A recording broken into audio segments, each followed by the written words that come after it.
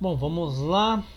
Sócrates e o problema da justiça. Bom, pelo que eu li na minha interpretação aqui, posso estar errado, mas para mim, né, tem três tipos de justiça.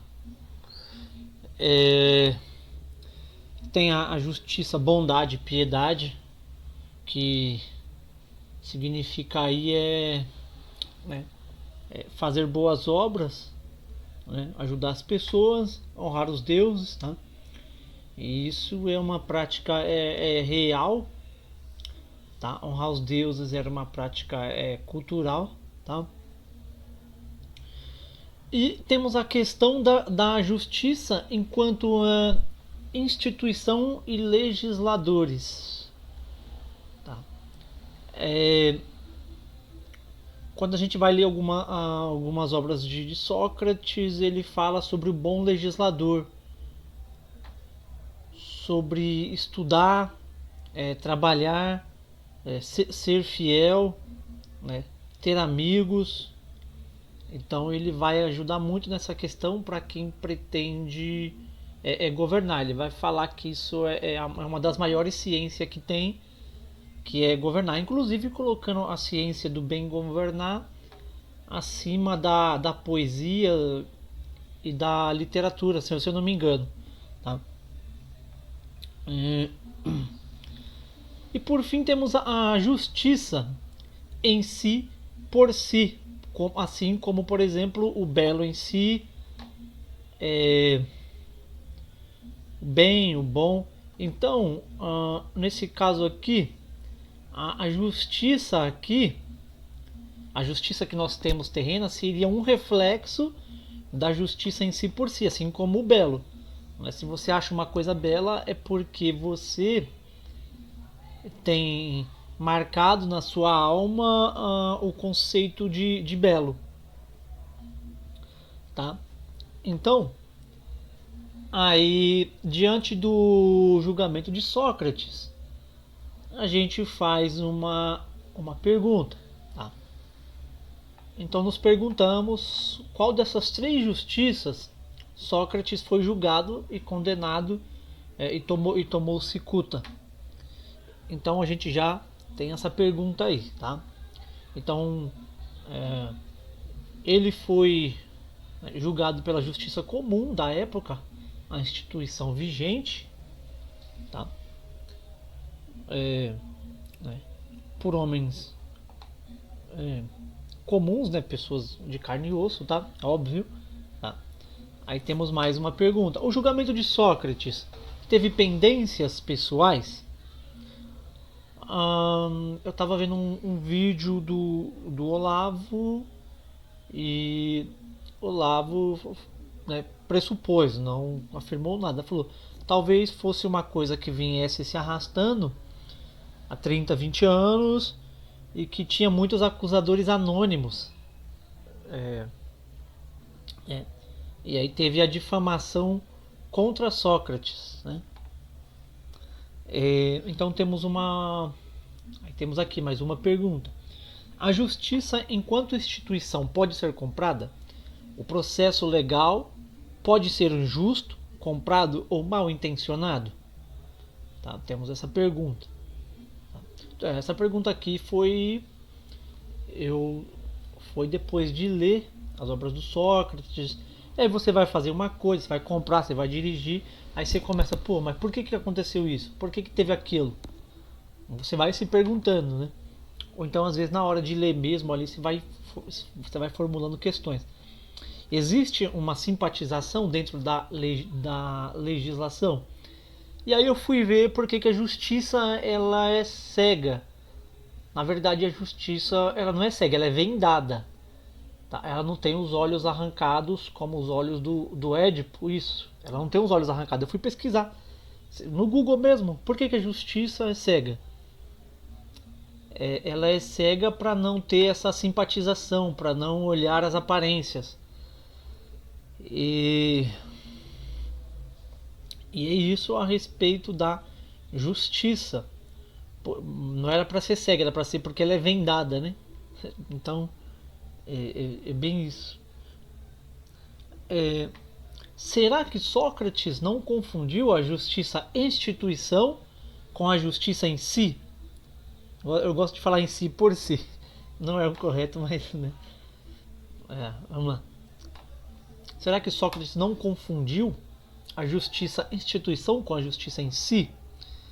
Essa resposta aqui eu acho que ele não confundiu. Principalmente porque... Deixa eu até colocar aqui, não.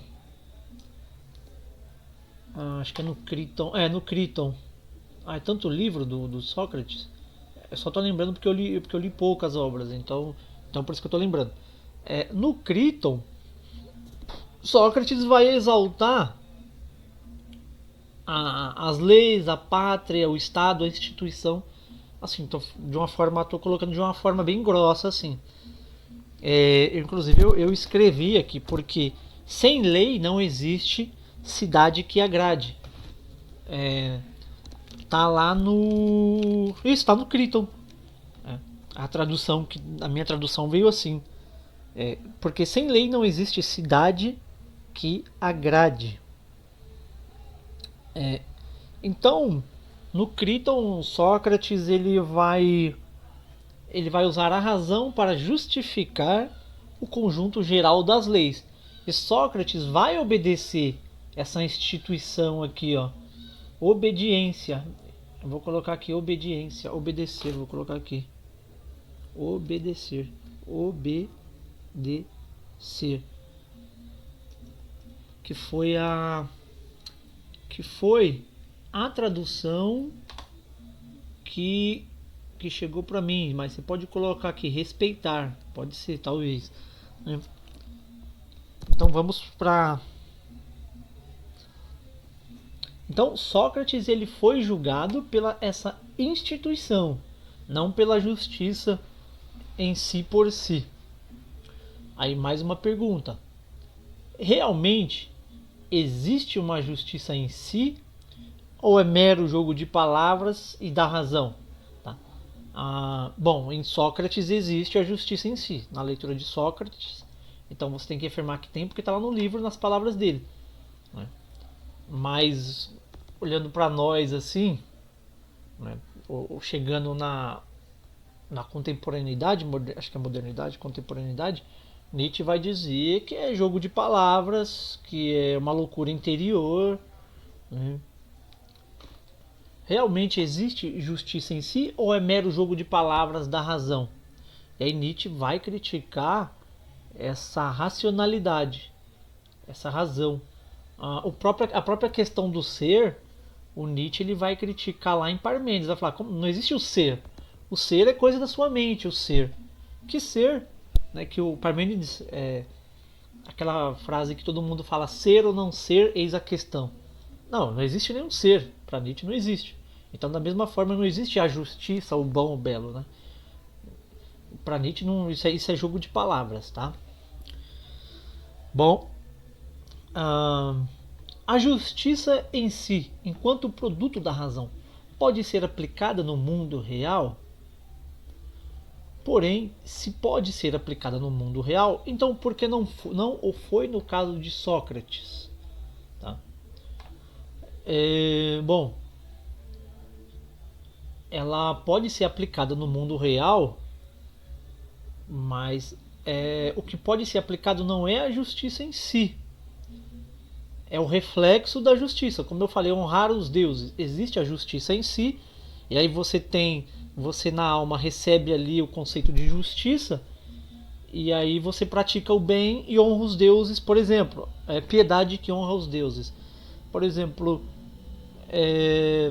você está vendo lá um mar que é muito bonito, aí você fala, nossa, que belo. Aquilo é belo no seu conceito, só que existe um belo em si, acima de você, e aí você recebeu na alma uma parte desse belo em si.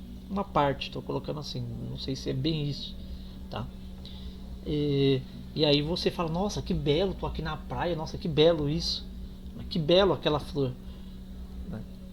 Porque não adianta a flor ser bonita em si se você não tem um conceito de belo para ter certeza de que aquela flor é bela. Então, da mesma forma, né, É como se fosse uma impressão na alma. Tem a justiça em si, ela é impressa na alma, e aí você consegue aplicar ela, tá? Através da razão. Vamos lá. A justiça em si, enquanto produto da razão, pode ser aplicada no mundo real, porém, se pode ser aplicada no mundo real, então por que não foi no caso de Sócrates? Sim, Sócrates, sim, ela não foi aplicada no caso de Sócrates, até porque era questões pessoais, tá? Tinha pessoas que não simpatizavam com Sócrates e acabou usando ali a lei de maneira intencional, penso eu, né? É por isso que é bom ler o julgamento de Sócrates e cada um ter a sua interpretação, ler, né, e julgar a sua interpretação, ler devagarinho, tá? Se existiu arbitrariedade na lei do homem, então por que Sócrates resolveu cumprir essa lei e aceitar tomar cicuta, tá? Essa lei que eu estou falando aqui é o julgamento e condenação, tá? É interessante. Se existiu a arbitrariedade, por que Sócrates ele aceitou isso? E aí a única resposta que temos é que Sócrates ele já sabia que ia morrer por causa da idade. Esse é um dos argumentos. E o outro argumento é o que eu acabei de falar aqui acima, que lá no Fédon ele vai exaltar a lei. Então ele vai cumprir o que a lei determina, né? Se os homens estão com a lei, apesar de haver má intencionalidade, mesmo assim ele vai cumprir essa lei para honrar a pátria, tá? Tem uma outra perguntinha que eu fiz, não sei se é uma pergunta boba, uma pergunta interessante, tá? Sócrates queria ser mártir igual aos heróis míticos? Bom, ele não fugiu, porque ele explica lá no Criton que ele não fugiu porque se ele não obedecesse a lei da condenação e do julgamento, tudo que ele tinha ensinado até ali ia cair por terra. Então não ia adiantar nada ele viver. Até porque o papel do filósofo é estar preparado para a morte. Tá? Aí tem outras perguntas aqui, ó. Como você atinge uma pessoa? Como você faz mal para uma pessoa, tá? Aí eu coloquei assim, existe duas formas, né? Vamos colocar aqui de azulzinho. Existe duas formas. Vou aumentar aqui, dá para aumentar? Mais um pouquinho. Existe duas formas. Vamos botar um S aqui. Duas formas. Através da ilegalidade, tá? Pela ilegalidade também, ninguém poderia ver. Alguém que estivesse com raiva dele poderia ir lá e mandar fazer alguma coisa com ele sem ninguém nem descobrir nem saber, né? Forjar lá um acidente e tal.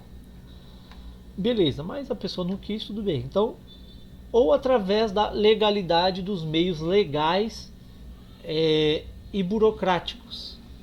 Nesse caso legal, você pode ferrar com a pessoa tranquilamente ou fazer a pessoa sofrer através dos meios burocráticos.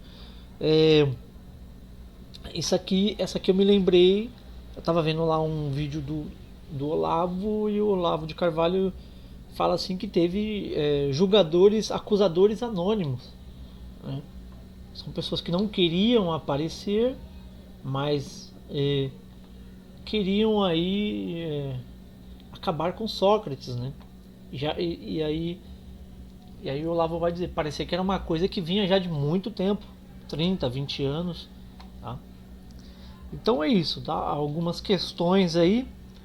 E aí é bom você ler, como o próprio Olavo fala, você tem que ler e fazer suas questões ali, se vier na cabeça as questões, você vai anotando, tenta responder elas, mesmo que não puder responder, você formula a sua questão, tá? Bom, é isso. Agora, se eu for falar da justiça em si, indo pro lado religioso judaico-cristão, aí nós temos mais discussão, né? Aí realmente teremos mais discussão, tá? Mas na mas se você ler os mitos, não sei se fala em justiça, mas ali tem uma mão invisível ali nos mitos que julga e condena, ou seja, tem uma justiça ali. Se você for ler os mitos, as pessoas que ofendem os deuses acabam pagando o preço. Mas enfim, bom, é isso, né?